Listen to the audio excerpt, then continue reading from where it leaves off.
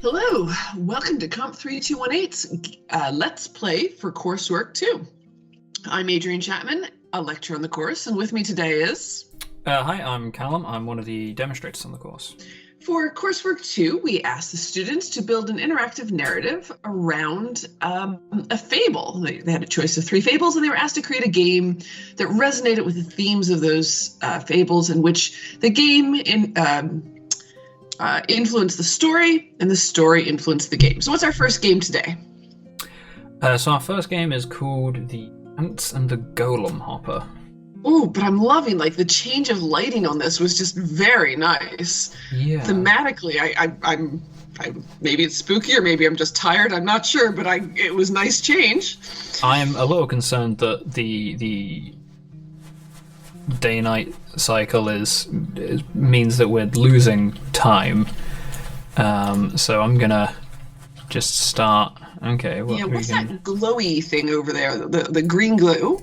Ooh, interesting. What is the green bubble? Okay, it's like a little tutorial hint. You can move around with the arrow keys or the WASD keys. Cool. Can I? Okay, it just says. What are these red puffy things? There's like red puffy things coming out of the grass over there. They say -10. Oh, well, let's not hit them then. So the village council has gathered today to discuss how to handle the golem attacks at night. As long as we remember something. I didn't finish reading it. Went a little fast. Although okay, I will this say isn't actually the tutorial. This is just a glowing rock. That was a coincidence. Interesting. I do like that they showed us day and night happens in this world in a safe way, right? Obviously, we did not get attacked by any golems. So yeah. Oh, there's some village people over there. Can you go talk to them? So, what's interesting is that to rotate the camera, you have to use the scroll wheel, which is Oh no! Here comes the night. Oh, okay. We can't protect forever. We need to solve this golem attack by killing them all. They're made of clay, and thus in the sun they turn solid, immovable, and helpless. They are a holy creature like us. We need to understand them better. Besides, our numbers have been declining for years. Few villagers are able to combat their power. Our magic gem gives us protection. Okay, so we have to decide. Attack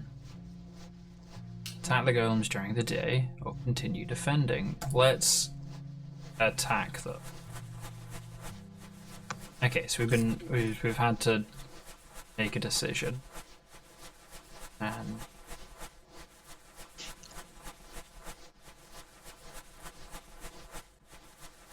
do a bunch of stuff. Oh, and there's some golems.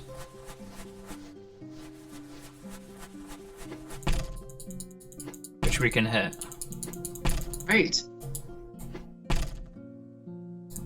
And there's -20s happening there. Is that we you? killed one of the them. golems. Okay. Alright. Keep hitting it.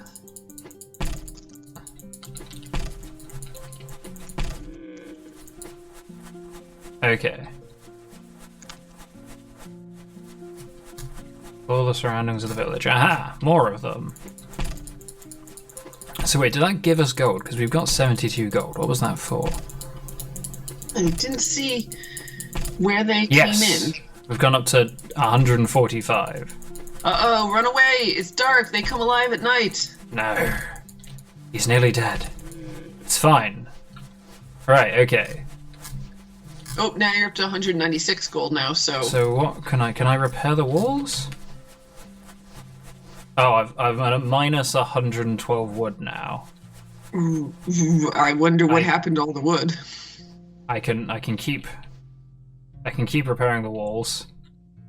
I don't think I'm ever going to repay this wood debt. I should probably stop. Yes.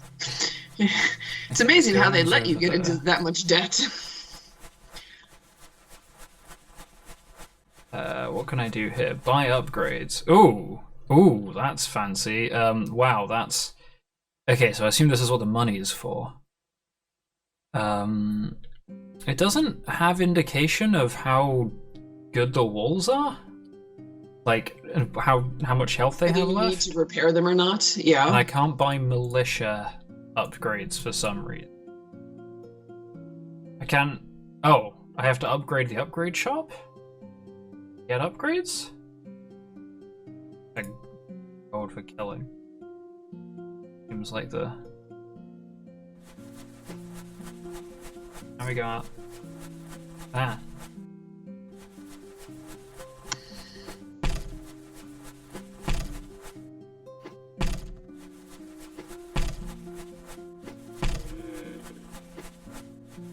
Got some more money. What happens if we just wander around? I'm not really certain what we're supposed to be doing, to be honest. No, me neither. There's like me neither. Is this an infinite void or a hill? It's a hill.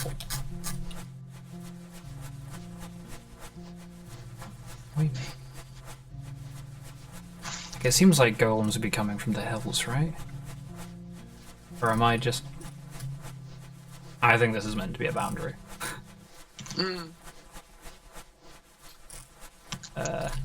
Oh, wait, was that? Nope. Okay. Ooh, right, but from up here I can get... Ah, see, it's I'm scouting out. I can survey the whole domain. Yes. Does that help us? I can't see anything new. No. We still haven't found fire, or is that like a metal piece next to the fire? What do we think that is? Yeah, I think so, because we can mine, is one of the options. We made Minecraft. It appears to have stopped sharing audio with you, so if it's just cut out, that's why. Okay, well let's ignore that. Is that a golem hiding behind the bush there? You could go kill it if you wanted. I want to see what happens when we do different stuff in here. So what's this one let us do again? Sell wood. I don't have any wood to sell. Let's train militia. Yes, please. Hey. That doesn't seem to do anything. It says provides weapons and provides armor.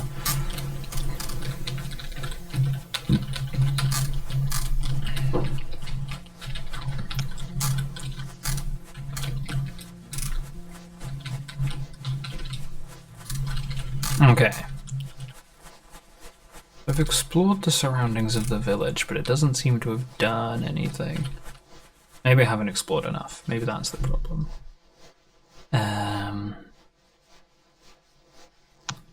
We're gonna go increase speed because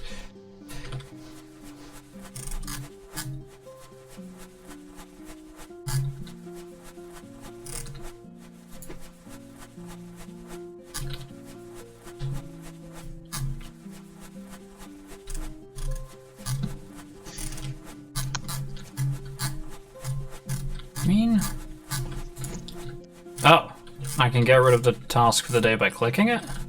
That's interesting. So there doesn't seem to be much around this village, to be honest. So wait, do I go back to them now that I've clicked their message? Alright, so while you keep exploring this world, I'm going to get us started on the on the marking. Because at the first part, we're going to talk about quality, and we can talk about things like the presentation, so audio, graphics, information design. Unfortunately, my sound has cut out, and I heard the music in the beginning, but I couldn't tell if there was also additional effects or if it was just the music. Yeah, there's little footstep sounds. There's sounds when you interact with at least some of the things. There's sounds from the golems hitting walls. Oh, they've broken one of the walls. Okay, I see. Excellent. So are we at complementary and appealing effects and music for this then? Or just to be fair, I do actually quite like the sound effects. Okay. So yeah, and I like the music, so I think I'd be happy to say they're complementary and appealing. Okay. I'm not sure that they necessarily fit perfectly with the... Like, I get the feeling that we're supposed to feel like under attack and pressured by these golems, but it's very chill, peaceful music, which yes. It doesn't feel... I don't feel like I'm particularly threatened right now. Sure. Although I have now seen what repairing the walls is for, because they do break the walls.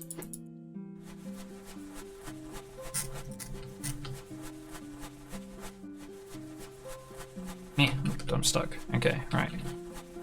If I hit repair the walls a few times, yeah, they come back. Okay. Buy upgrades. So if I do more damage, I guess. Buy more upgrade capacity. Okay. Ah! Oh, okay. We're talking to a beaver now. Yes. Magical being on the town of... Very sorry to bother. Flew with the golem. What can we do?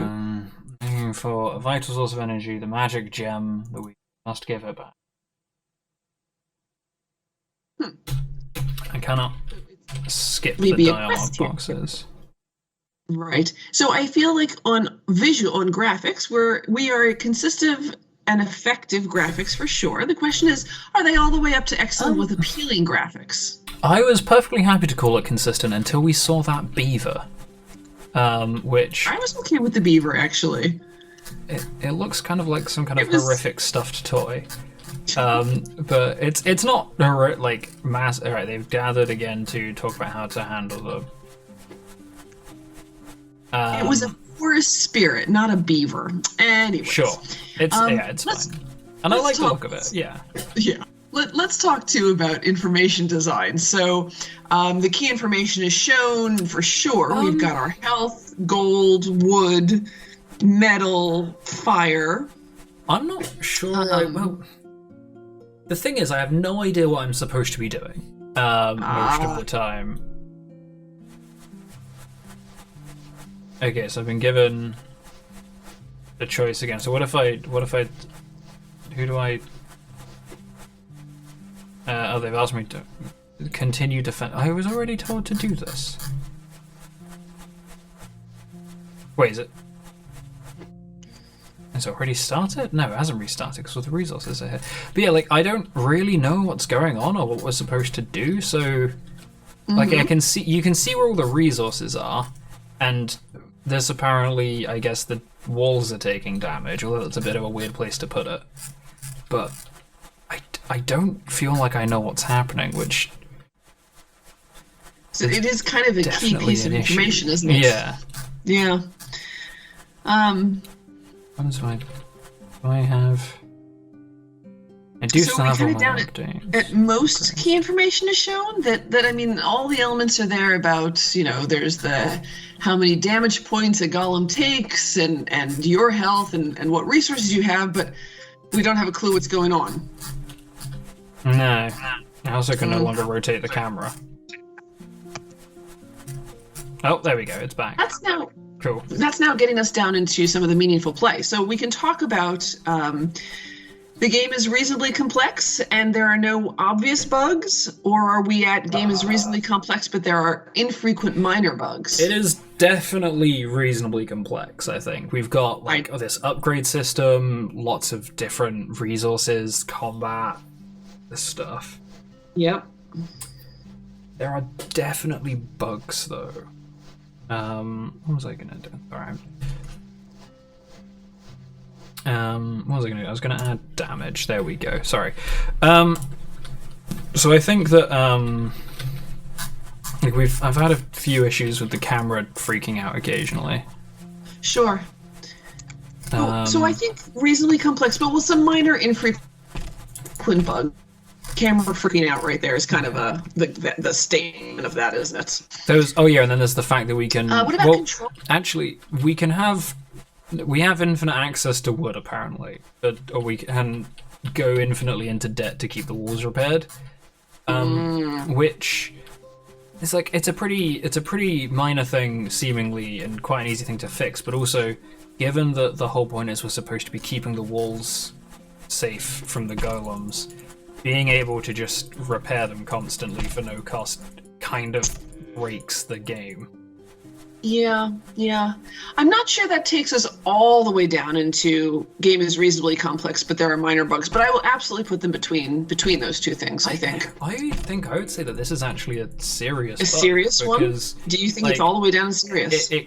that in itself, like again, not having to worry about maintaining the walls, as far as I can tell, completely ruins the dynamic they seem to be going for. And Right. it's such a tiny thing, right? Check that they actually have wood before you let them spend it. Like, and I think that's a really serious problem. Okay. All right, we'll take that. There is a serious bug, and not a crashing kind of bug, but it ruins the gameplay kind of bug. What about the controls? Smooth, usable, intuitive? I would say they're They're definitely not intuitive, because like scroll wheel to rotate the camera is. It took me a while to work out what that was doing. They're usable. I'm not sure that they're smooth. Like it's a little bit sticky at times. Okay. That takes us straight into the category of reasonable, usable controls, but are neither smooth nor intuitive. Yeah. Now, let's talk a little about mechanics that are in the game themselves. There's actually a lot going on here in terms of mechanics. Yes. There's a lot. Let's see. Let's just do a quick. Oh my goodness! So there's upgrades. There's get wood, use wood, get rock, use rock. We haven't even figured out the fire yet. I think the little like red thing you occasionally get while you're mining. I don't know if there's a better way to get it, but if you sit here and hit mine for long enough, you will occasionally get some. Or at least I think I did. Maybe I was mistaken. Right. Then there's coins. Have we bought anything? Like, what do we need coins for? The money is used for the upgrades in the upgrade shop. Which, like, you can make the walls stronger, you can improve your character, you can make the various resources more valuable. Right. Sell them. Then we'll just go back to the shop so we can see. There's killing the golems, or there's battle, right? There's hitting. There's with your sword. There's walking around exploring. That's a fairly wide set of mechanics, isn't it? Yeah, I think it would be. The question becomes: are they complementary mechanics?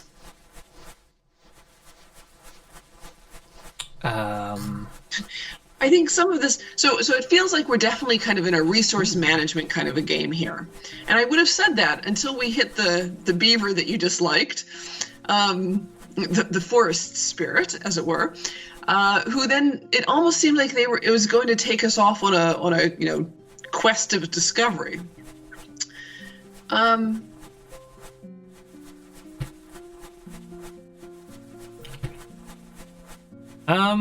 Yeah, I'm complimentary. I'm not certain what happened with that beaver, to be honest. Where did it go? What did we do? So this is the thing, like, as far as I can tell, the goal is to stop the golems from destroying all of the walls, and to do that, you need to repair them, which you do by gathering these resources. Oh, okay. Well, they don't seem to be working. Oh, there we go. We can give them a bit of a push. Come on, you can do it. There you go. And okay, they're not the smartest. Apparently, I didn't do a good job of training them. So you can mine these resources to try and like make the walls stronger or repair them, or you can fight them. And like fighting gives you money, as does the mining. So I think they're complementary. Like, it gives you the choice to take different approaches to solve the problem, but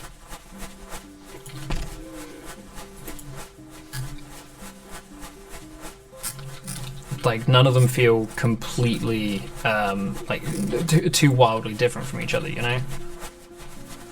Yeah. Yep.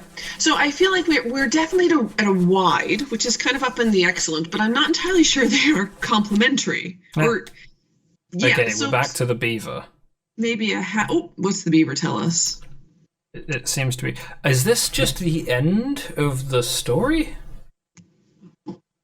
Oh. Because the beaver says we have to give the magic rock back.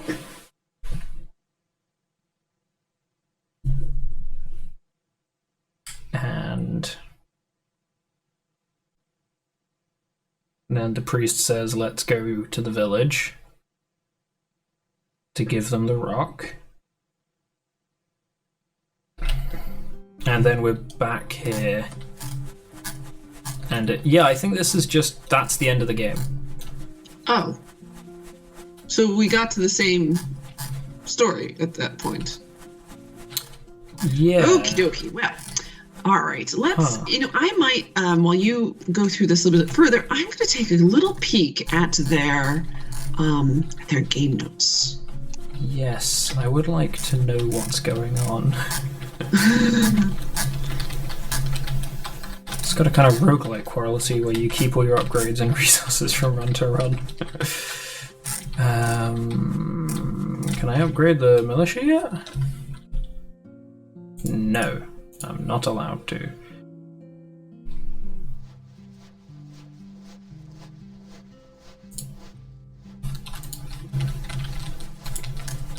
Okay, this is an interesting game notes.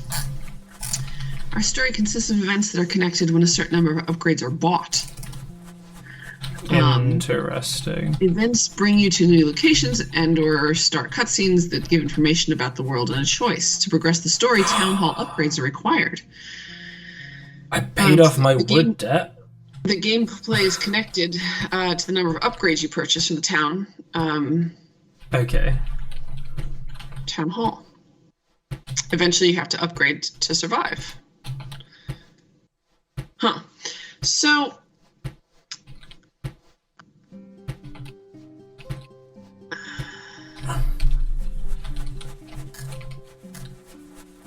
I'm never going to pay off this debt.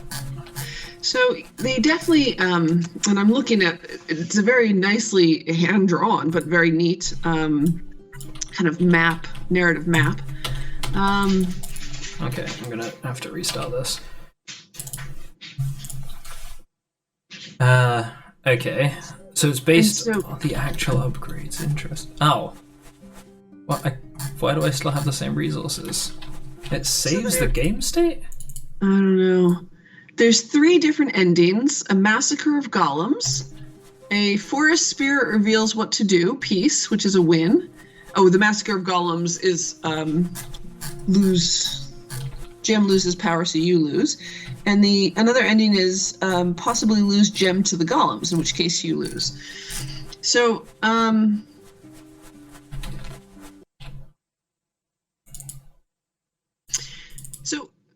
where were we? We're going to talk now about kind of fulfilling the brief especially around the story engine. So how the game world impacts the story, and then how the story impacts the game world.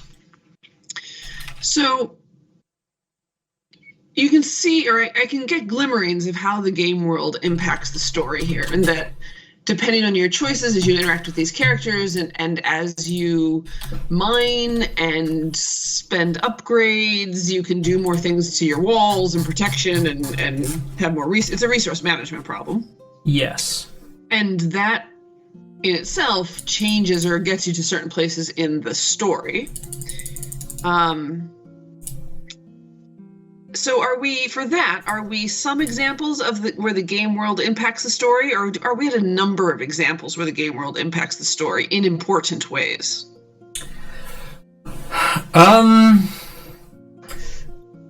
It's hard to tell because even like hearing that, I'm still not really sure what's going on. It's like,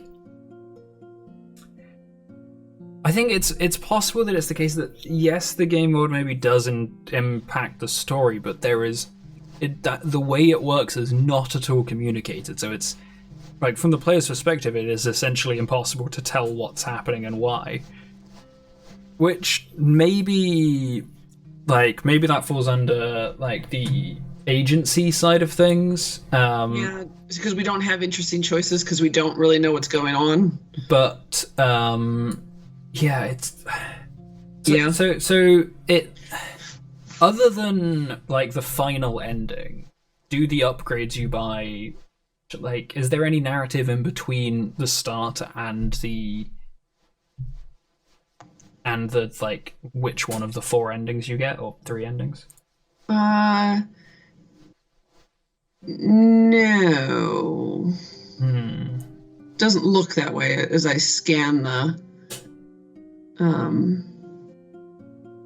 I have -3 karma apparently. Not good. So I think we can safely say that there are some examples of where the game world impacts the story. Now let's talk about the story going to the game world. So in this case, do we have any examples where the story itself changes what we're seeing and interacting in the game world?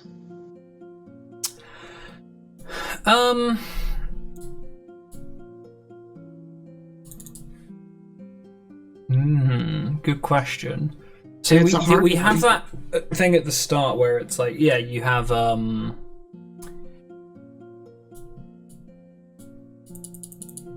okay, I've broken it apparently. I have -7. What? Okay. Yeah, so you have that thing at the start where you go to the what?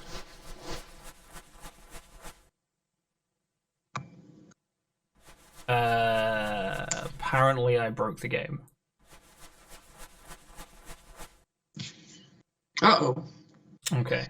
What I'm going to do, close this, and rather than manipulating the game data, I'm going to just delete it and see if it creates a new one. Yes. Okay. We've restarted. Everything is set back to normal. I no longer have near infinite money. Okay, so we can. So we wait. There's this bit. They pitch their arguments, and then we pick to attack or to continue defending. And then that gives us a task, which is explore the surroundings. And I don't... like, it tells us to do something different, but I don't know if it actually has an effect on the gameplay. It's really hard to tell.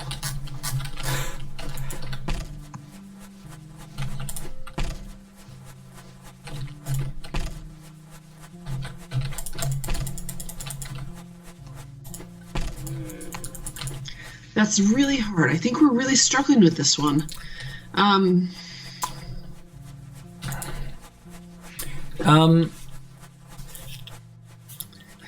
I mean, I can't see any evidence of the story affecting the gameplay.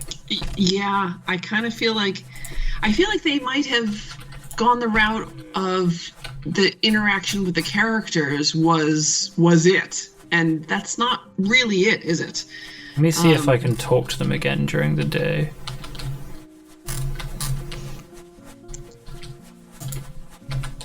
No? Hello? No? Okay, they don't want to talk.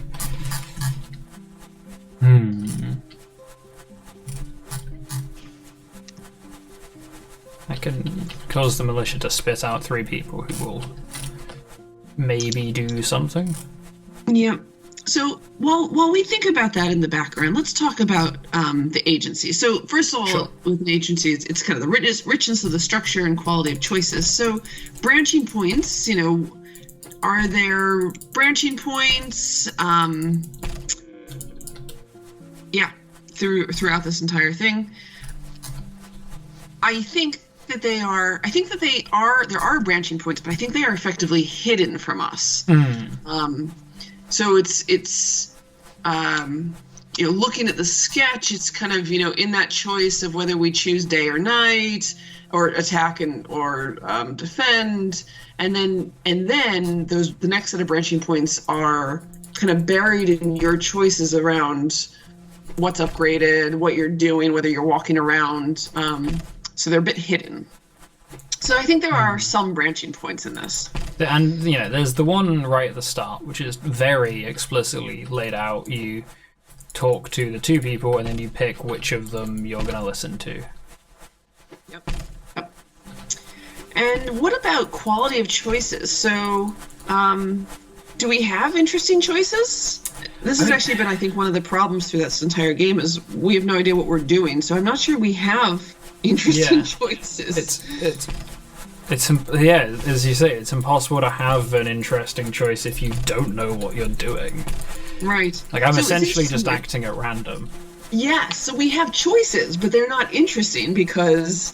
so in this case, I would say we actually have some choices, but we're not interesting. So I think that it needs to come down a step in terms of the marking criteria there.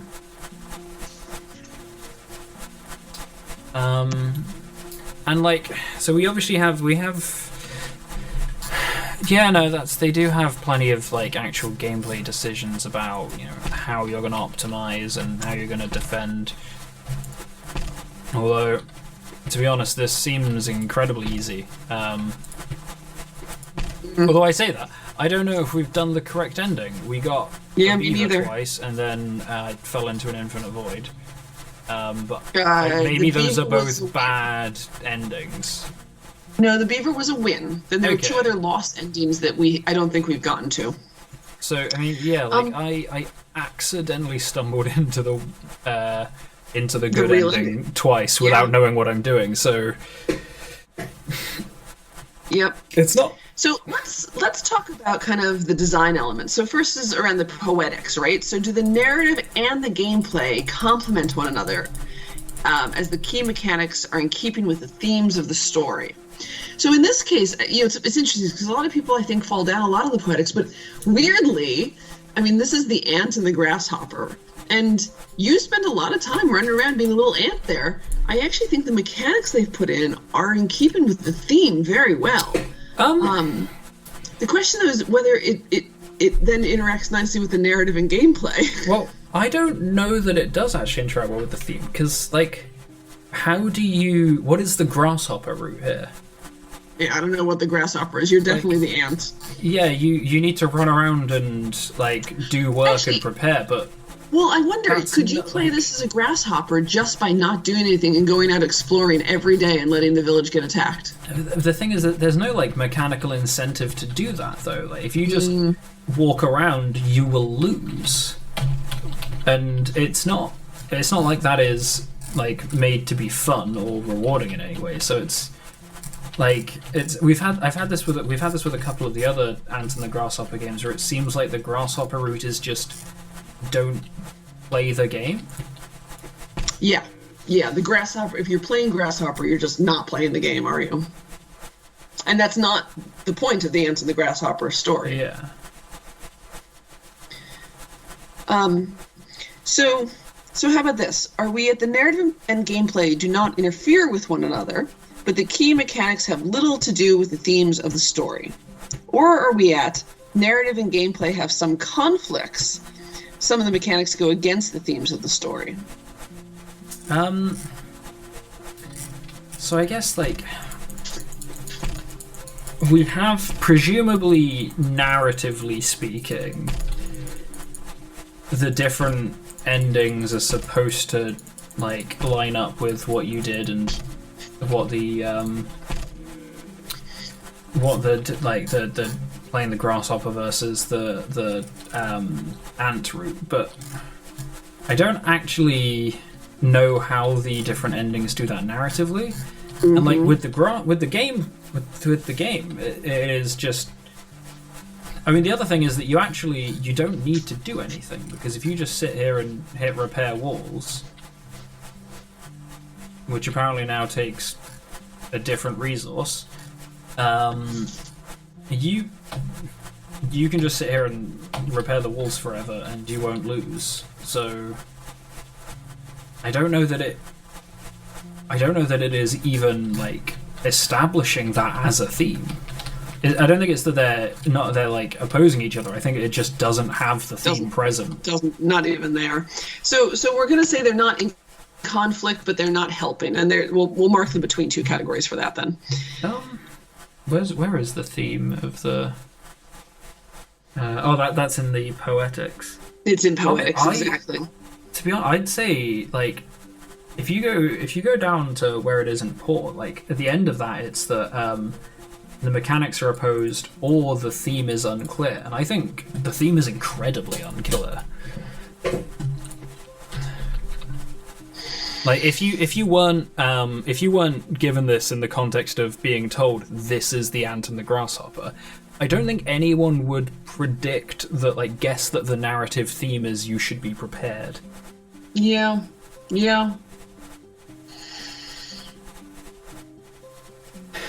Which updates? And it still won't let me buy militia updates. Okay, but I'm not convinced that the narrative and gameplay are in conflict, possibly because there isn't a huge amount of narrative. Well, if you say, even if we like accept that the theme is, say, if you don't prepare and work hard and get ready for the bad times, everything will go badly. Granted, this maybe isn't intentional, but the mechanics of the game as they exist are that you don't need to do any work to succeed because you can repair the walls as much as you like. Yeah. So I don't know. Yeah, I'm really unconvinced this has some by definite their problems. poetics. I think you're right. This has some definite problems, and they do, I think, come out in the poetics. I understand what they're going for, but like I just think like the story side of things has just been implemented very poorly. Yeah, I think if we look at pacing is unclear or flat at this point as well. Suddenly the beaver is here again.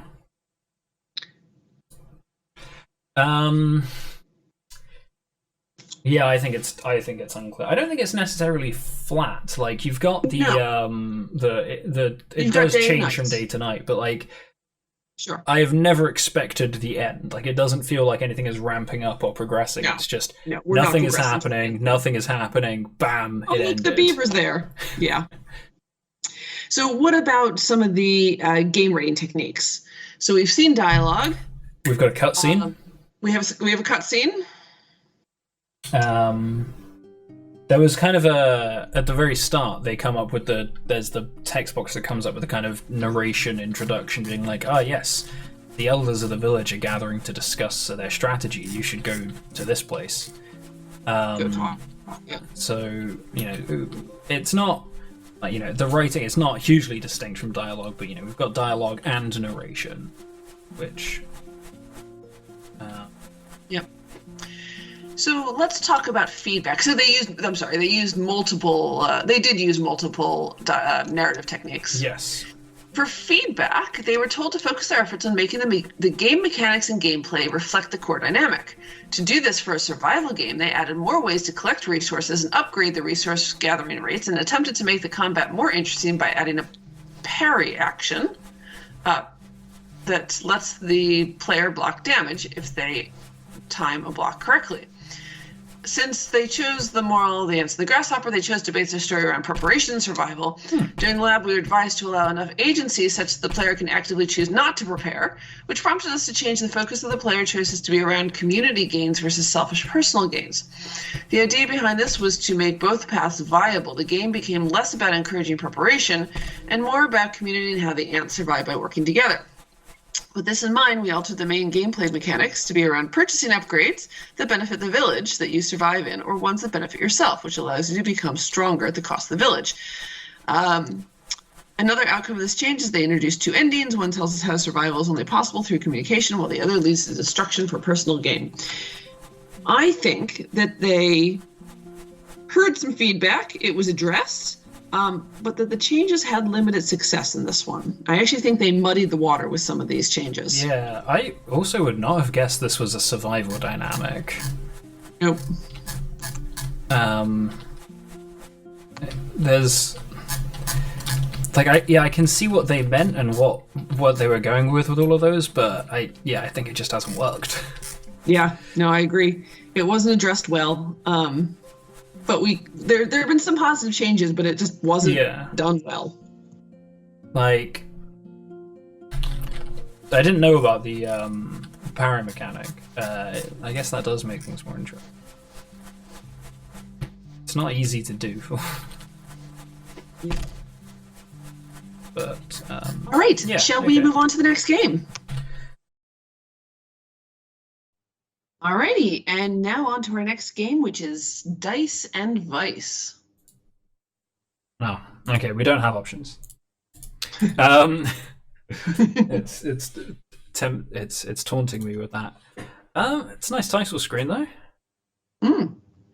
No options. All right. I see a grasshopper. I wonder which fable this is going to be. Yeah. Okay. Let's play. Yeah. It's a D10. Ooh. I was not expecting this. Okay, it's going forward in time very quickly. We have a number of days. There are some characters, some die. Hey, oh, I see, right, we're being talked to. Finally awake. You were trying to cross the book. Okay. You are the hero of the story. Your name is, I am inevitable. Okay, I am inevitable. Good to know. Drag a die into the slot and let's get started. A die into which one of the? I guess I'm gonna.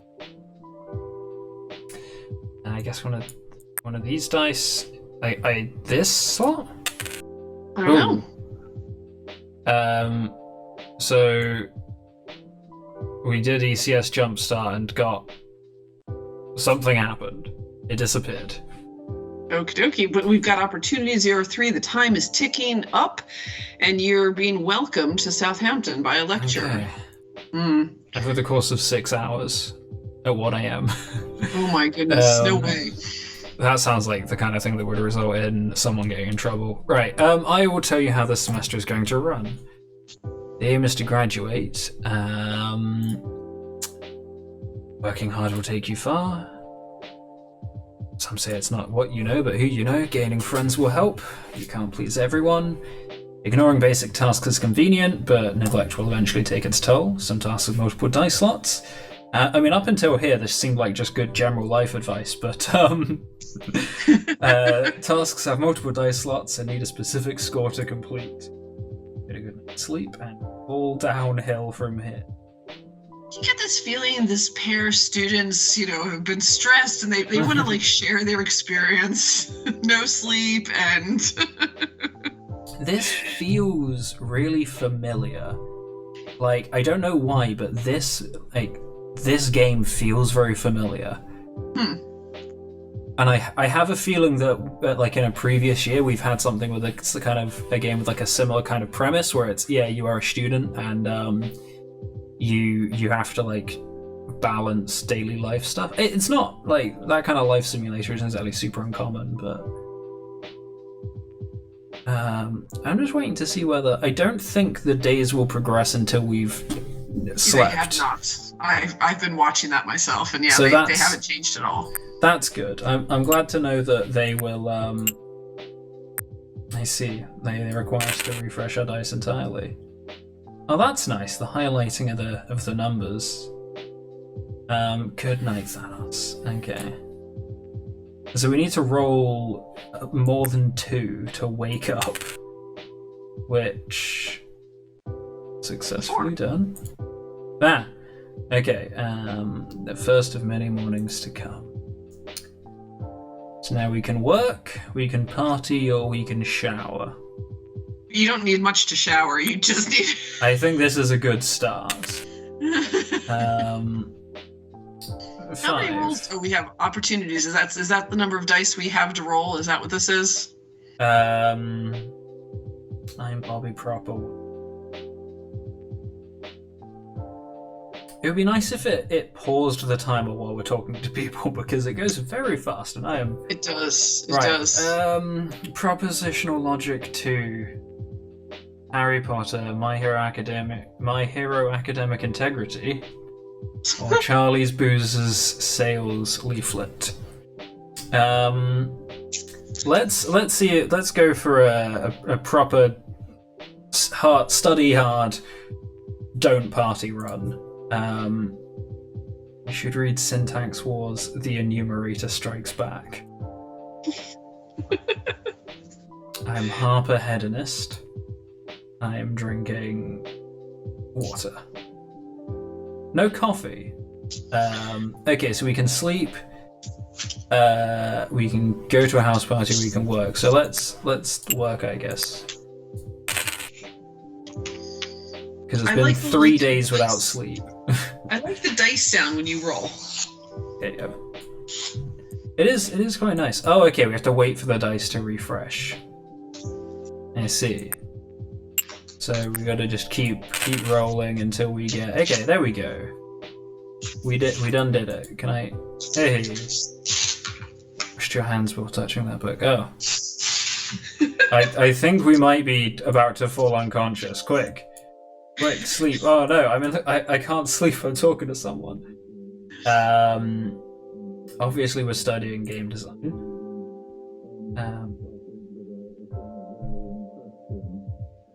Oh, there's like background radio noise or TV or something. I hear it now, yes. That was really disconcerting. I thought it was... I'm trying, narrator.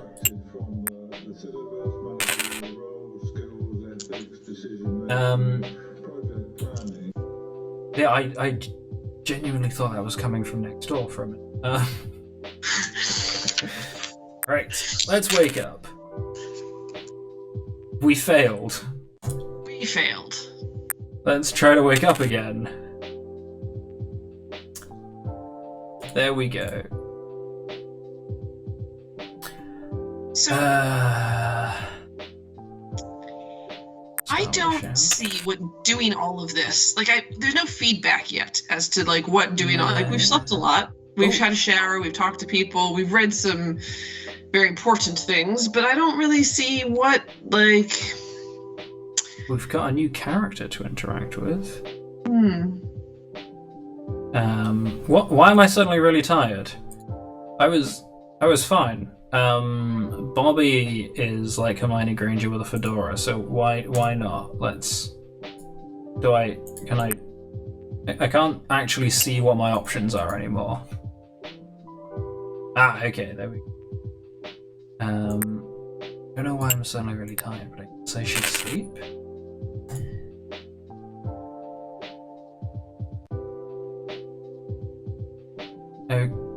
I think it's broken, because it is immediately saying that I'm very tired again. But I am currently sleeping.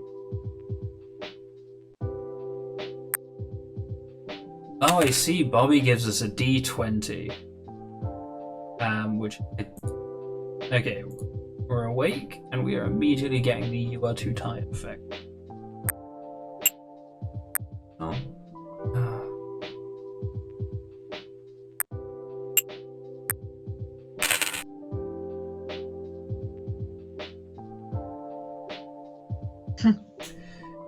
You sure you want to make a game about dice?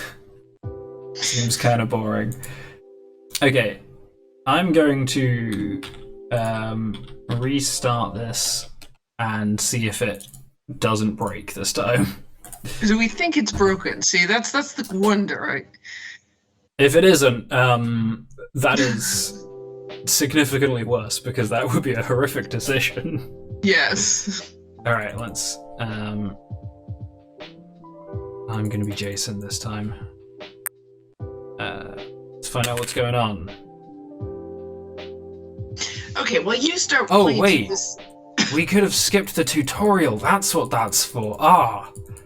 That's a nice touch. Oh man. Sorry. Yes. What were you saying? Oh no, I was going to say I'm going to let you play through some options while we discuss some of the basics at least. We can start up with quality. the music is an easy place to start. So quality is audio, graphics, and information design. There's nice background music, and I love the dice dropping sounds. So I'm going to say that there's complementary audio and audio effects and music. They're not unappealing, but I don't know that they add necessarily thematically to this. I think we would have kind of gotten up towards that complementary and appealing if we had things like, the study music was different to the sleeping music, which was different to the talking to Bobby music, right? Graphically, there are consistent and effective graphics. Yeah, the gigantic dice are a little bit odd, but I think they fit. Especially since the point is not really that room; it is about the dice themselves. It looks good. I like the general design. Yeah. I would appreciate it if the time went a little bit less quickly because I'm struggling to keep track of what's going on. Yes. There's a little bit of, especially we're gonna shower. Yeah. Especially with that moving shadow, I find that my eye keeps tracking towards the shadow instead of paying attention to the things I need to read. But now we're kind of getting up towards information design. So do we have everything we need here? So we have effectively the days to graduation, so we know how quickly life's moving. We have opportunities. We know what time it is. We know how many characters are wandering around, what our options are. Do we have everything we need? The only thing we don't know necessarily is exactly what we're doing, what effect we're having long term. But I think that's fine. Might come out in meaningful play, right? In terms of interesting choices. And we're only we're 31 days out. We might find something interesting might well come up. We have two different courseworks to work on at the moment. So we do both at once. I have enough dice for it. Haha! Whoa. All right, so let's talk about the mechanics that we've gotten here. So you have the ability to throw a dice, but at this point, the way we've interacted with people or who we're interacting with changes our dice, doesn't it? Yeah, so Bobby gives us a 20D. A better one, but I guess Brianna likes parties too much to put out that much work. Right. I guess, the one, I think really the main, as you said, with the shadow, I think the one main thing I would have liked is rather than having this kind of rotating shadow, if they had something with the skybox, some kind of sunrise set mood, in the background behind everything. Or even just through that window, right? Yeah, I think that might have been a slightly nicer, less intrusive. Yeah. Okay, wait, sorry, we've got to shower. One first step to the day. And then we're not gonna use the big one. Let's obsess. I feel like we need to obsess. I wanted to learn about beavers in World War II. But alright, we can do both. We have the dice for this.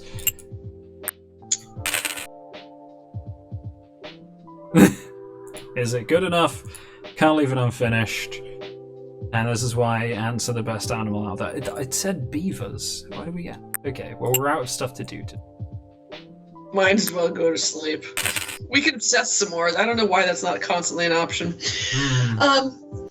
Okay, so we got distracted with obsessing about beavers. Mechanics. So besides rolling the dice, we can choose who to interact with. That actually changes the dice that we have. Are we, though, at a set of complementary mechanics? Or I don't think we're at a wide set of complementary mechanics at this point. Yeah, we choose where the dice go, but, what? That was weird. So we've got coursework 4 and hand into. Do we put dice in boxes? But that's really, and there's a couple of narrative choices, but but we don't yet know how it's changing for us. So it's not like it doesn't feel like a mechanic yet because Wow, so you can put stuff in boxes, you can roll your dice, you can interact with somebody to get new dice, but I'm not sure that's wide set. And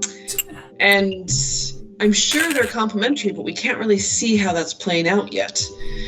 And like the sleep level, as far as I can tell, doesn't have any impact on anything else. It just, like, you get this, it starts to fade to black. I am not rolling well here. So do we have reasonable, smooth, reasonable controls, or intuitive, reasonable, smooth controls?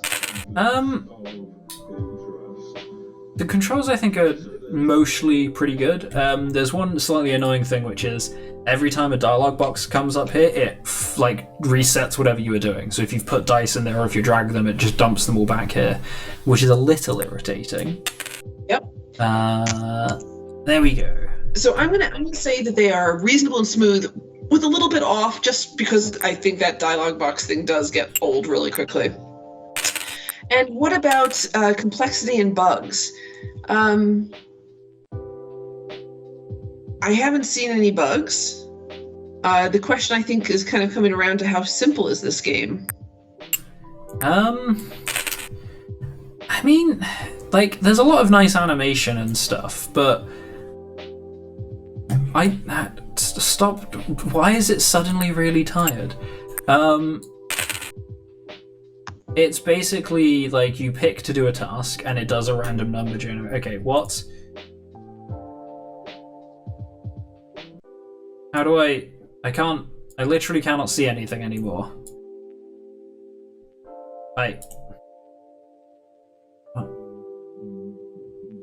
Why is going to sleep so much work? Yeah, I know. I'm trying to go to sleep.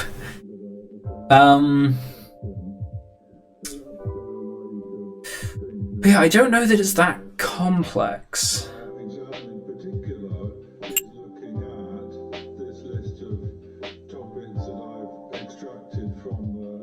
I like that I've realised that the background noise you get when you're very tired is not the radio, it is the sound of someone giving a lecture. It's just put all of the dice back, and I'm trying to go to sleep, but it won't let me.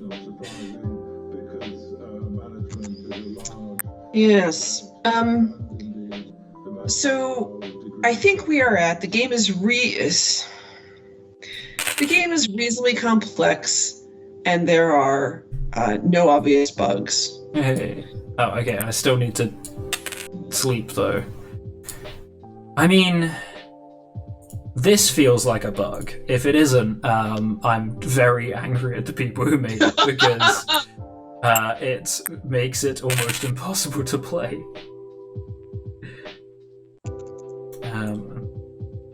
See, like, it just suddenly jumped forward in time. It's like, I just slept, and now it's like, oh, you need to go back to sleep. Like, sure. Am I a narcoleptic? Is that the story of this game? Yeah. But this feels like it should be treated as a bug because... Yeah, I agree, and it's kind of changed, like, you can't really gameplay at all. Like, it doesn't completely break it, but it makes it extremely unfun. Yeah. There we go.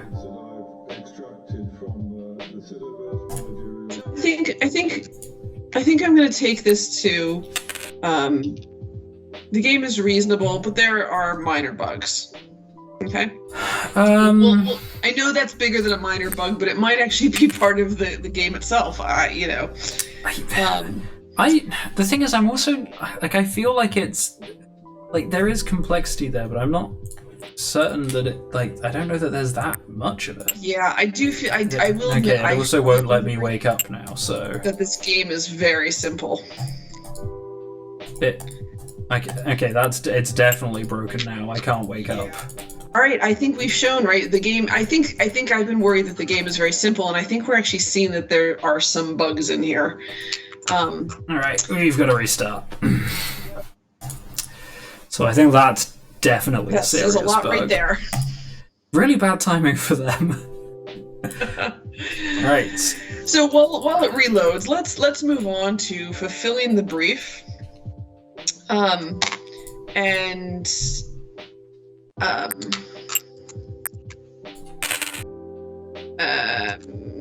sorry, we're fulfilling the brief, and we're talking at this. We're talking about at this point how the narrative impacts the gameplay and the game. Sorry, how the game world impacts the story, and how the story impacts the game world. And unfortunately, at this point, I'm not entirely sure what the game is. What?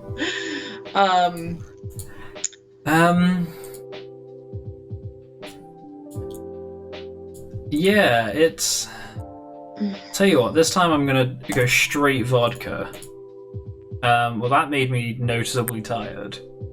Let's go to a house party. Working hard didn't seem to be going well for me, so what if I just have... Why do I need to roll better than a 10 to go to a house party? How is that just as difficult as working? You have to get dressed. I mean, your hair is going to take at least a 10. I mean, maybe. But yeah, so like it's counting down to something, and we obviously have this. It's definitely the correct attitude to foundations to machine learning. Like there's clearly this intention that there's a trade-off between dicking about and doing work, but it's not clear where that's what the game going. is. Yeah. I think that there is... I'm not even sure there's a story premise is the problem. What is the story here? The story is that... we've got a disco ball. Just very nice. We have cowboy music now. Because apparently that's what student parties are about. I don't know. Maybe that is what the undergrads are doing nowadays. But yeah, like the story appears to be just a kind of student life simulator. Yeah. Yeah. I'm gonna shower first of all. Can't be hosting a party without having showered, and then that's fine. I'll see. Okay, and now let's go through. So unfortunately, I think that there's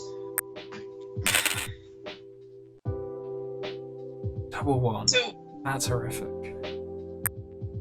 The game impacts this. Does the game impact the story?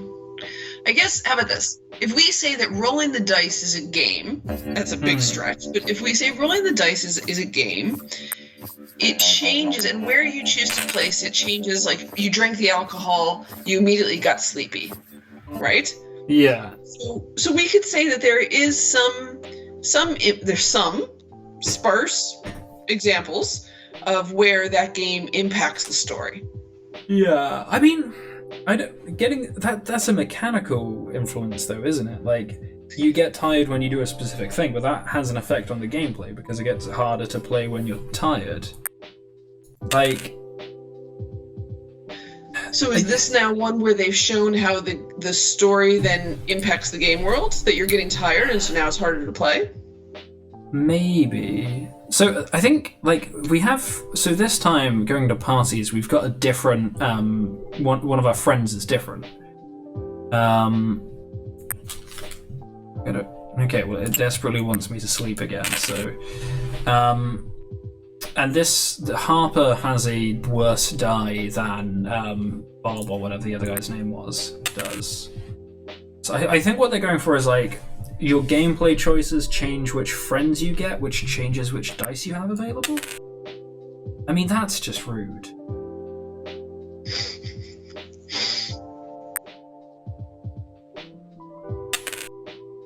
Okay, so we do have some examples then where gameplay gameplay impacts story, where the story is the choices are the friends that are running around talking to you. Yeah. and those then change the gameplay. So I'm not sure though that there's anything beyond, like, I think we're firmly, and they have examples of it, but there are few examples. What about like agency? So richness of structure and quality of choices. So there's some branching, right? We definitely see the difference between choosing to go to the party and studying. There's a lot of chances for branching. Sure. It's based on where you're putting your dice, right? We're gonna have the best party. No, we're not. Oh, we're not. We failed to throw a party. Probably because we didn't shower. Yeah, like there's definitely. I think if you. Like there's not much in terms of like scripts or dialogue or anything, but there is still like almost. I mean, I'm gonna clean up. I'm not an animal. It's almost like an immersion. Like, it's not really immersion, but it almost feels like it, where you kind of, because it's just this day-to-day life simulator. There's very nearly unlimited ways you can combine the specific things. Yes. I'm just not sure that those are necessarily interesting branches. No, they're just things that you can do. Yeah. You know, like you can watch. No, that maybe is unnecessarily rude towards certain other things. Okay, but like, say you can watch The Simpsons in whichever order you want, and it's gonna work, but that isn't necessarily gonna have much of an effect on the viewing experience, because it's not like the individual episodes connect to each other, and I don't think the individual choices here like necessarily really lead to anything significant overall. Yep. No, and actually kind of looking at the course notes, there are branching points. You could play this as, a partying, you could play this as a studying, but they all just kind of go nowhere, even in their diagram of what you could do and how you play this. You could play this as academic, neutral, or social, and there are paths through this, but it doesn't actually lead to anything, right? There's no ending to this diagram that they're showing me. It's just that you can do these 20 things. days left. Yeah. So I think in this case, one of the things that we're kind of constantly reacting to here is it comes back to, I don't actually think that there's a story here anymore. And in fact, it's so far that I think that I'm wondering if, kind of when we get back to fulfilling the brief, that the story impact, the game world impact on the story, that one is almost negligent, because we're just rolling dice. Like there's nothing that we're impacting to get towards in the end. Yeah, like there is. I suppose there's supposed to be some kind of strategy to it, because you have a limited pool of dice, and some of them have different values, but like all of these are the same, and the dice refresh so quickly, and there's like not enough things to need to do that. Like I feel like if I really want to, I could do all of these. Yeah. So my choices are work, stop drinking, or work. Yeah. And I think that's just it. Like looking at their diagram that they've included with the game notes, there is no game. There's just things that you can do. Or at least in their diagram. Obviously, we haven't gotten to the ending of any of these pieces yet, but it just goes forward.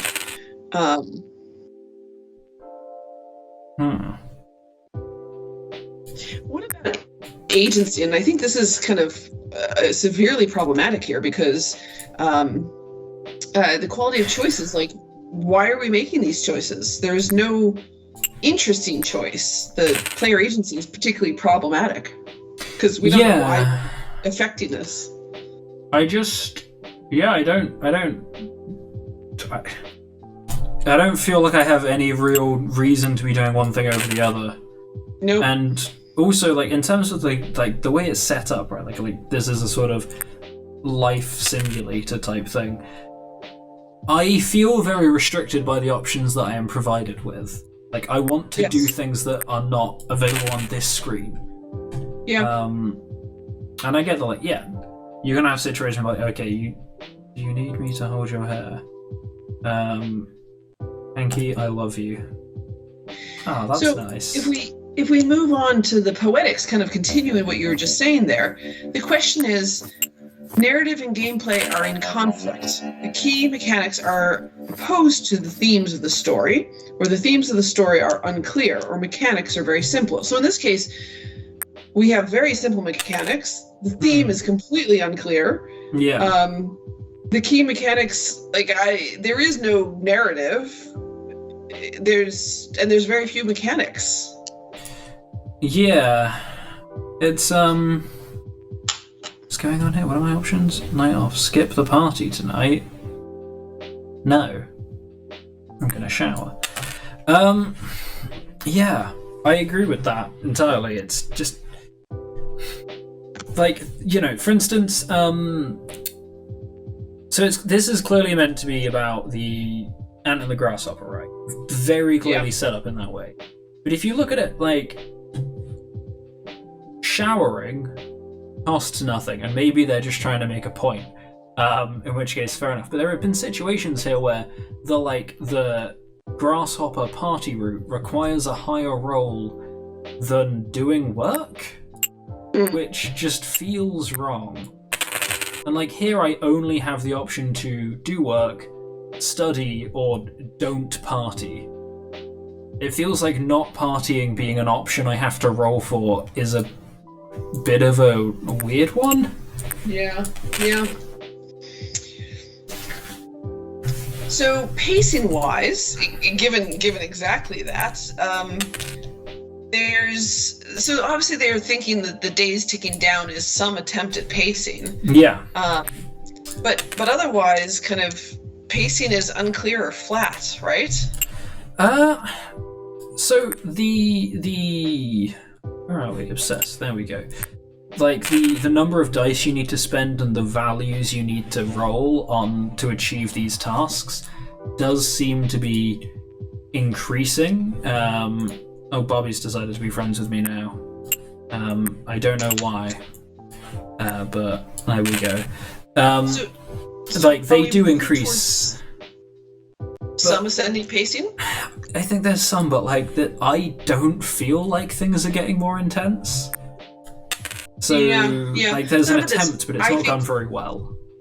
Sure. So we'll do a little bit above pacing is unclear or flat, moving towards ascending pacing, but not there yet. Yeah. Technique-wise, let's talk about the game rating techniques they've used.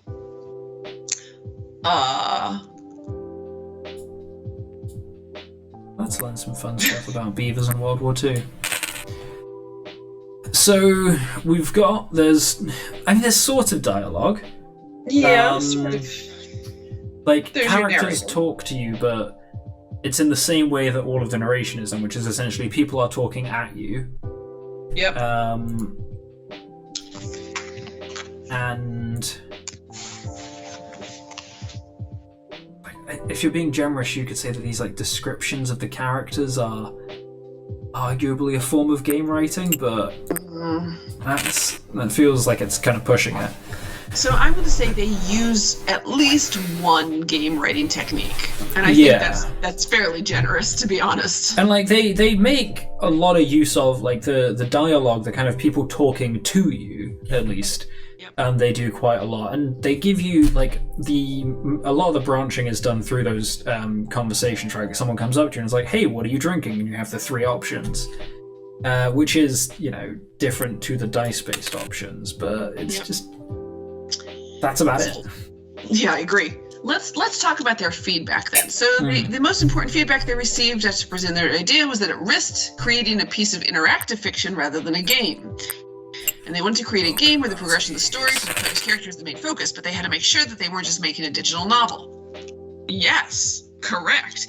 Interestingly, I think they kind of went completely the other way, where it's no longer an interactive narrative. Now it's just some random dice throwing. But that's okay. Yeah. So the gameplay they created addresses this issue, as the decisions the players make might not be driven only by the narrative, but also by the fact that some tasks might also take more time to complete by requiring a higher dice score, or might require more resources and dice than others. Another way we avoided this interactive fiction problem was by following another piece of feedback received and created a complex stat system. This system allowed certain tasks to be unlocked, not only by story progression, but by complex combination of choices, including interaction with the characters and doing non-story tasks such as taking a shower, something that is impossible in a piece of interactive fiction. So, I mean, I'm not sure I would say that. Like, you could easily have interactive fiction where part of the narrative is whether or not you take a shower. Absolutely. And I wouldn't argue that that's not gameplay, or rather not narrative related, because like there are friends that dislike you having bad hygiene. Yes. So if you don't shower, they will presumably stop being your friends, which is, I would say, definitely counts as narrative. So I think in this case, the feedback was addressed, and I think the initial feedback was addressed well, although the feedback was not addressed well, although some other positive changes have been made. Yeah. Because they definitely heard that it was an interactive piece of fiction, and they tried very hard by adding these game elements of the dice and everything else, but it actually threw it completely too far the other way in a way. Yeah. Like, this obviously is better as a game because it's actually a game, but I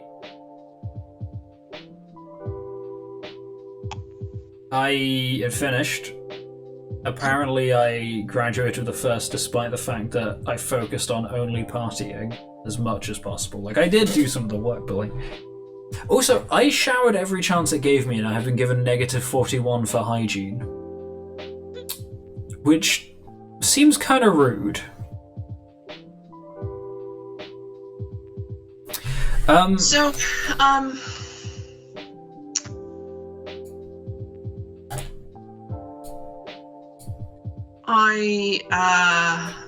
No, I can still play. Let's go back to that Balkan party. I think the other problem here, I mean, looking through the course notes in this case, is they definitely did not understand about a narrative path, right, or provide a narrative diagram. Basically, they showed a set of steps that you could do, the events that would happen, but they didn't actually show, like, there's no outcome here in the charts or anything else. So overall, I think that it was an attempt, and we should move on to the next game. Yeah. All right, and for our final game for this batch is Good Find. Ooh.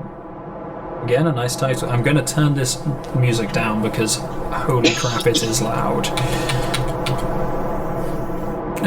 Can I want... Okay, there we go. Fine. There's the volume mixer.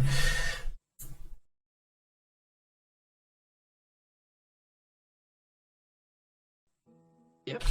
Ooh. Okay. So I appear to be some kind of old-timey peasant dude. Actually, I'm gonna turn the volume up a little bit because I can't quite hear what that was. It sounded like he was humming to himself.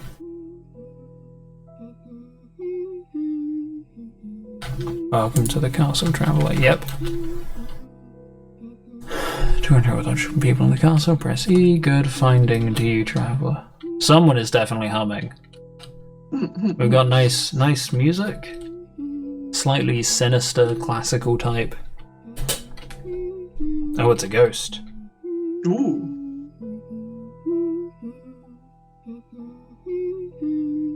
It appears that you two have stumbled into this castle.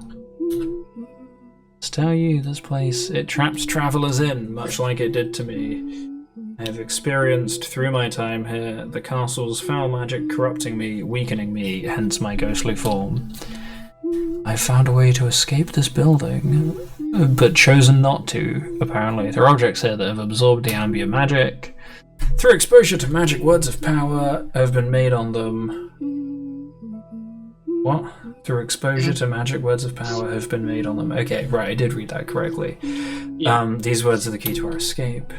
Cannot recite them as I am now. I am too weak, but you are not.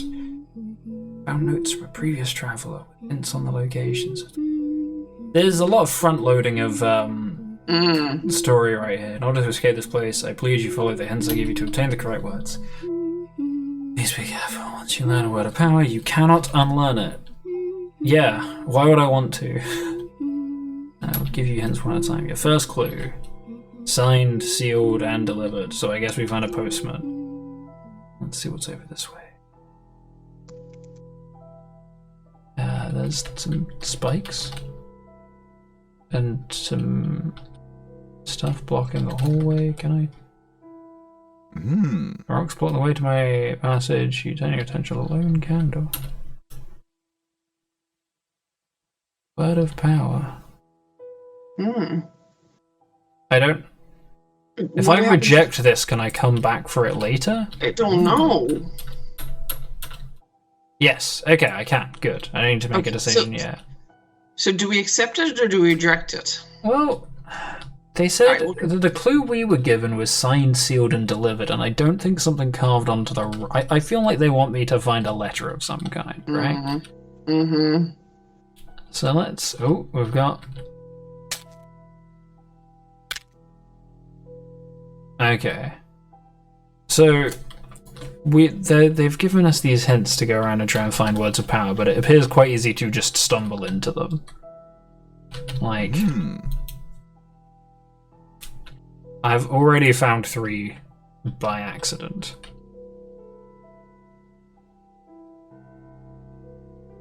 But, alright, let's see what's over this way.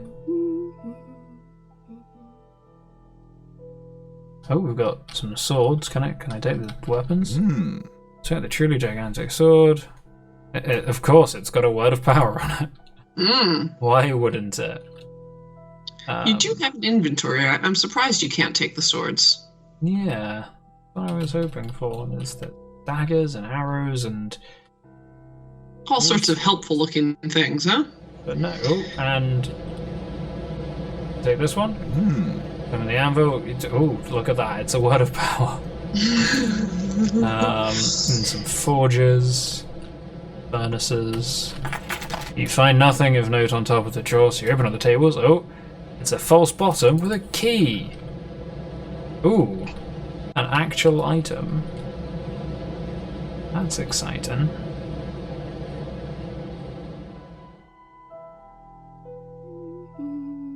Castle's got good lighting. Sorts of. I wonder if this is it. Inside, you see a book. You can open the book by pressing Q. Here are my last moments, being tangible, I pass on my knowledge. It's a word of power.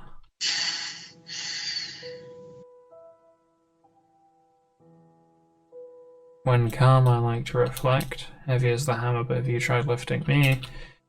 And I was tossed as an afterthought. Oh god. Shamaning with a genre in the musical arts. Okay. So that was a whole bunch of new clues. But we still... A particular... we've got a word. Signed, sealed, and delivered. Am I just being really dumb? You have a key. I don't know. Does the key unlock anything? Are these chests that are like wandering around here? There is a lot of bones with words of power on, which is kind of upsetting. Yeah, so... Oh, there's a chest. What's that chest do? Lots of words of power. Okay. So yeah, this is the one we got the book from, right? Oh, right. I got lost. So what happens if we just go up here? Oh.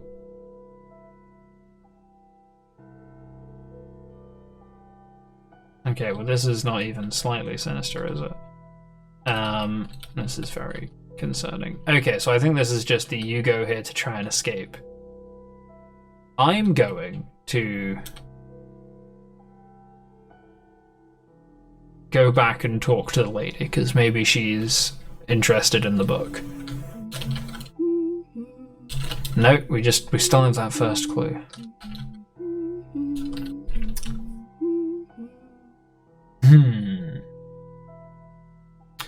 Because here's the issue. It's not that finding words of power is difficult. It's that finding the right one is difficult. So we've got something carved into a wall, something carved into some bones. Some anvils, some... like on a sword, signed, sealed, and delivered. Maybe I was thinking too. Banner fluttering. Someone's resting place. There's a journal tucked away.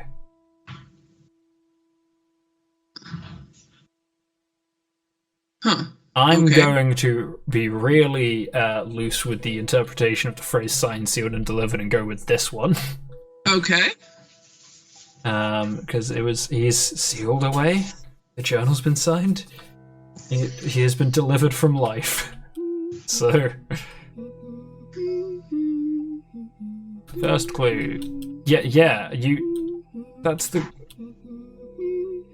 Okay, so it's the book ones that I need, right? Okay. Alright. First clue is, when calm I like to reflect.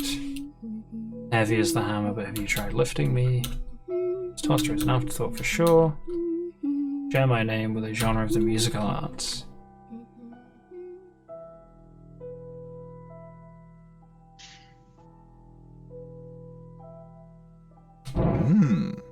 Ooh.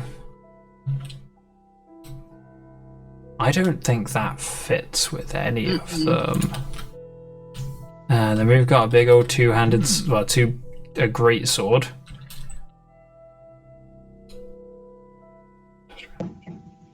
Again, I don't think so. No. This is going to end up being one of those things where I see the answers later, like, oh, okay, you're right, I wasn't... I'm going to start trying to motor us through some of these... So let's start on quality. Audio and effects. I couldn't hear actually audio or effects because of the connection. What's going on with audio and effects? So the sound, we've got some music. It's got some nice kind of somber, kind of slightly creepy kind of string and piano music in the background. Okay.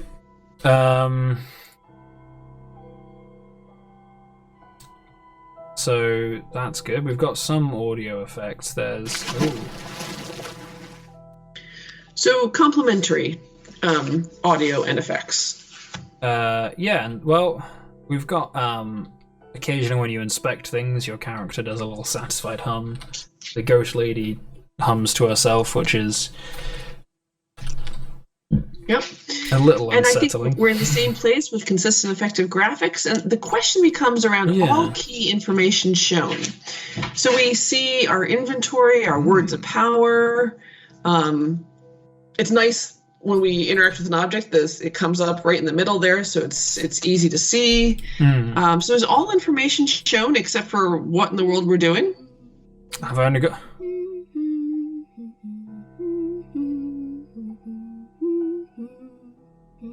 Okay, so I've done bad, but she won't tell me how she knows that I've done it wrong.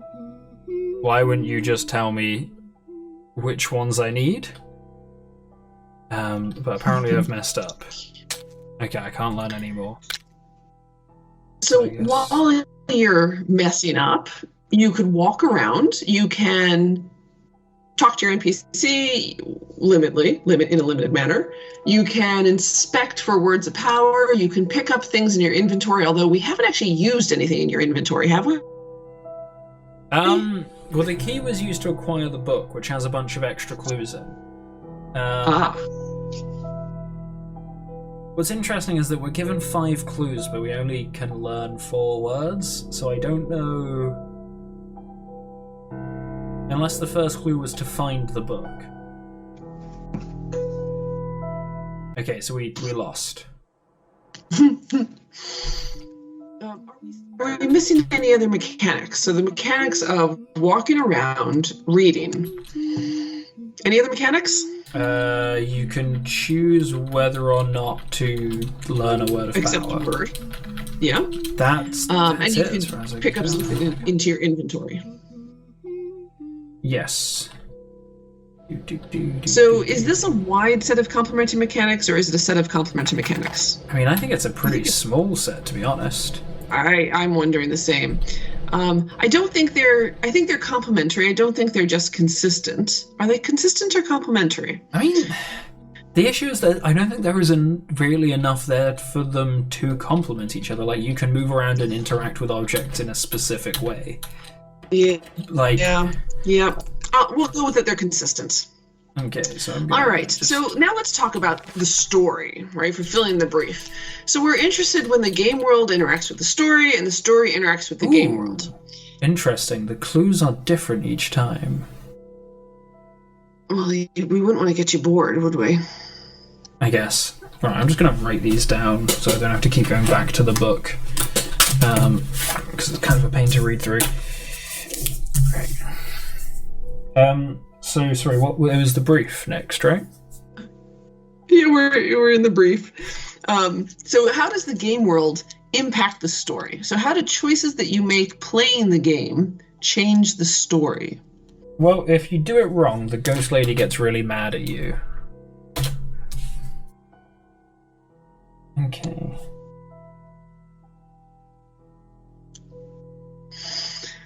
And what is the story? The story is you're stuck in a castle, and for some reason you can't leave. And this ghost wants you to go find the words of power for you to escape, but won't tell you what they are. She knows which ones are wrong, but she won't tell you which ones are right. Because what's life without a bit of melodrama? Yes.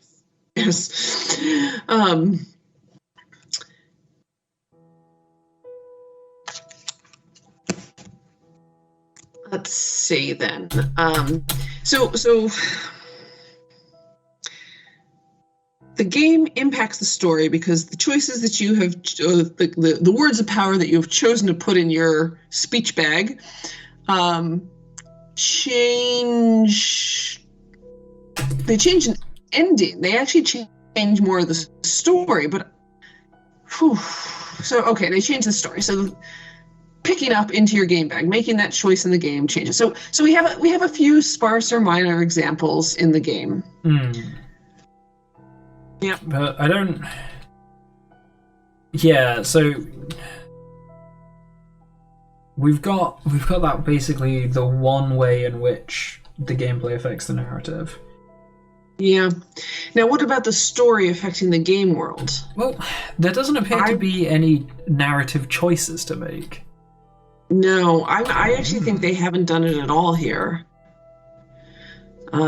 Brief side note, one of the clues was soldiers of white stand watch at night. That surely has to be the candles.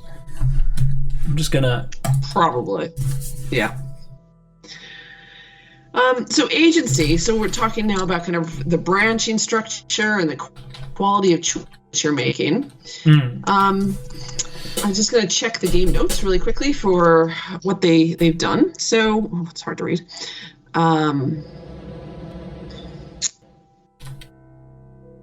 Don't blue on blue, people. So there are some choices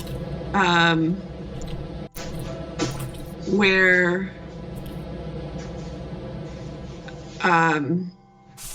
so basically you can either obtain 4 words of power through the ghost clues, you could obtain 4 random words of power, or you can go to the book and choose the 4 words of power that you have obtained through the book, and depending on which one of those you do, you get a different ending.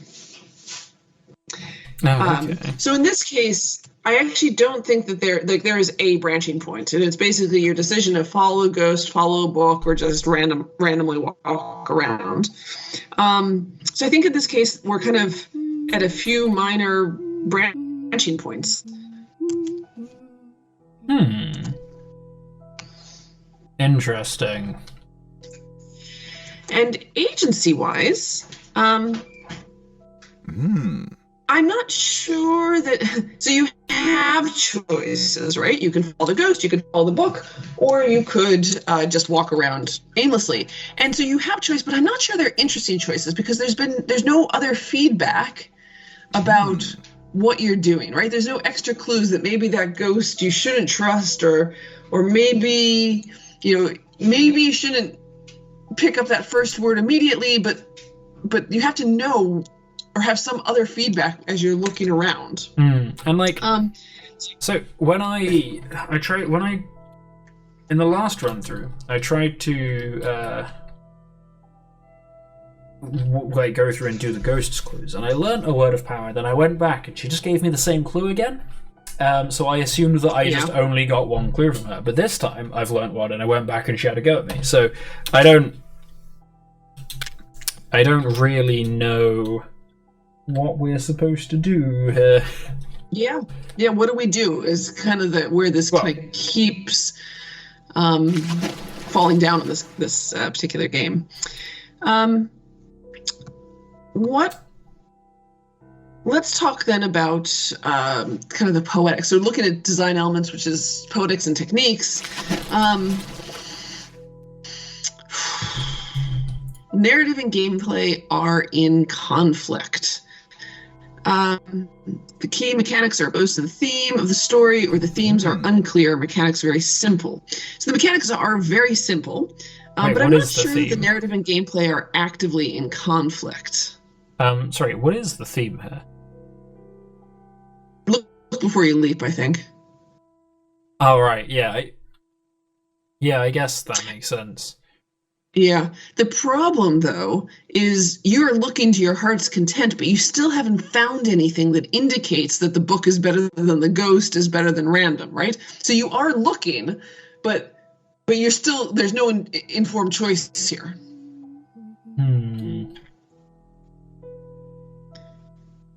This is probably just one of those things where I'm just really bad at riddles. I found a particularly good-looking skull. I mean, I don't think the skull fits with this. I'm pretty confident in saying that. What's this? I can't interact with this thing.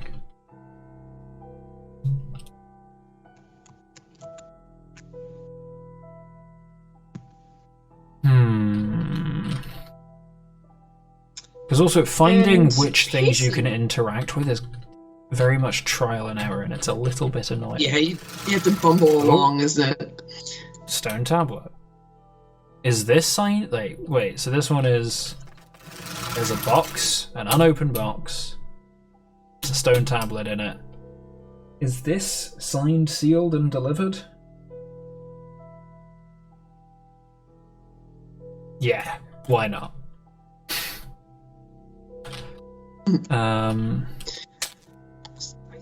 At this point, there's a story with no choices. It's not. There's few interesting choices. Like the player agency here is completely problematic. Because like poetics. You have. Poetics. Sorry. Sorry, I was just going to say, like, you do have the choice of which words you pick, but that's not really like agency if you're picking them random. Like, working out which word you need to learn is like the mechanic, right? Deciphering the riddle. So then, really, the only choice is: do you listen to the book or the ghost?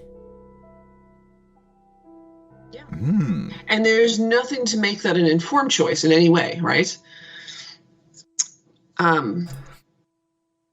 What about game writing techniques? So what have we seen here? We've seen dialogue. Yep. There's a little epilogue screen. And Like, you've got the bits when you interact with things that... Oh, there we go. Oh, I did! I deciphered the riddle of the book.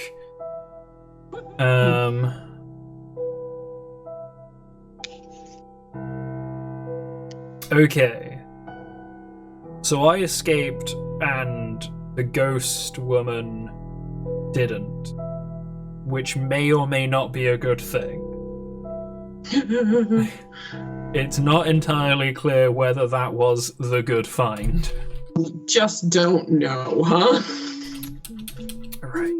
Let's talk to her and see if let's see if course notes have any. It would be nice if they provided us with like a key of which clues were what, so we could actually go down this route. If you follow the ghost advice, you get trapped and the ghost gets out. If you follow the ghost remains, you escape, and if you pick 4 random, you and the ghost are trapped. I see. Now let's just go pick this sword. Let's talk about, I think we're going to go on to the feedback section now. Sure. So the feedback that they were given was in the lab,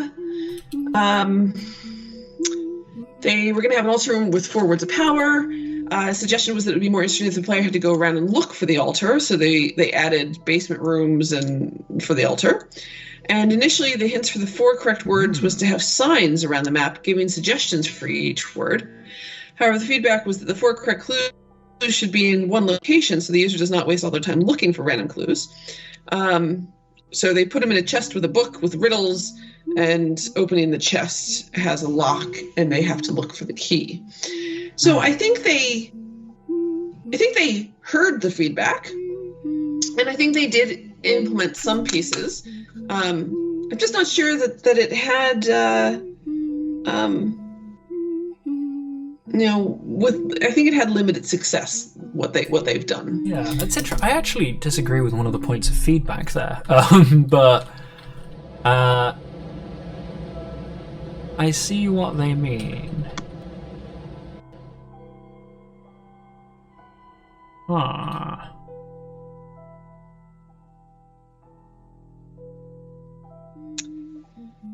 All right. I think that was it for this particular batch. I just want to check whether I am right about which clue this is. Alright, I don't think there's any of it, so let me check. What's the text of this one? Alright, so it's not that one. Wait. Sure. Oh, sorry. I guess I'll find out if it's wrong. Yeah. Oh, I was right. Your 4th and final clue is much can be found by rummaging in the earth. Okay, well that's probably that giant pile of dirt. With the bones. Yeah. I mean, like, so if you you follow could have just the ghost, you're just going to get to the ending where you get stuck and the ghost stays.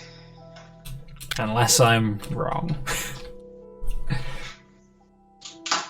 I like his very, like, casual, laid-back stroll. You know, he doesn't seem like he's too concerned about what's going on. Okay. Guess I'm about to get turned into a ghost. Oop.